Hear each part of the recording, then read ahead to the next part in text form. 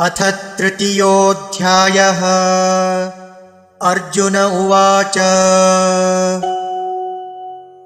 ज्यायसि चेत् कर्मणस्ते मता बुद्धिर्जनार्दन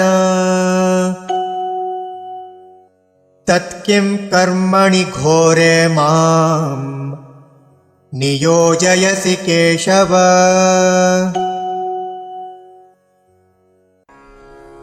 अथ तृतीयः अध्यायः। कर्म योगः। अर्जुनः उवाच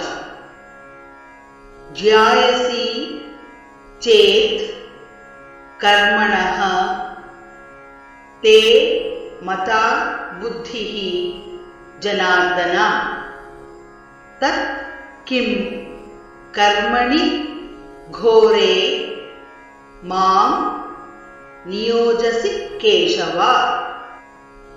अथ तृतीयोऽध्यायः। अथ तृतीयोऽध्यायः। कर्मयोगः। कर्मयोगः। अर्जुन उवाच अर्जुन उवाच ज्यायसि चेत् कर्मणस्ते ज्यायसि चेत् कर्मणस्ते मता बुद्धिर्जनार्दन मता बुद्धिर्जनार्दन तत्किं कर्मणि घोरे मां तत्किं कर्मणि घोरे मां नियोजयसि केशव। नियोजयसि केशव। ज्यायसि चेत् कर्मणस्ते मता बुद्धिर्जनार्दन ज्यायसि चेत् कर्मणस्ते मता बुद्धिर्जनार्दन तत्किं कर्मणि घोरे मां नियोजयसि केशव।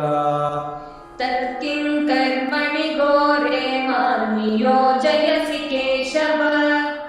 ज्यायसि चेत् कर्मणस्ते मता बुद्धिर्जनार्दन तत्किं कर्मणि घोरे मां नियोजयसि केशव। ज्यायसि चेत् कर्मणस्ते मता बुद्धिर्जनार्दन तत्किं कर्मणि घोरे मां नियोजयसि केशव।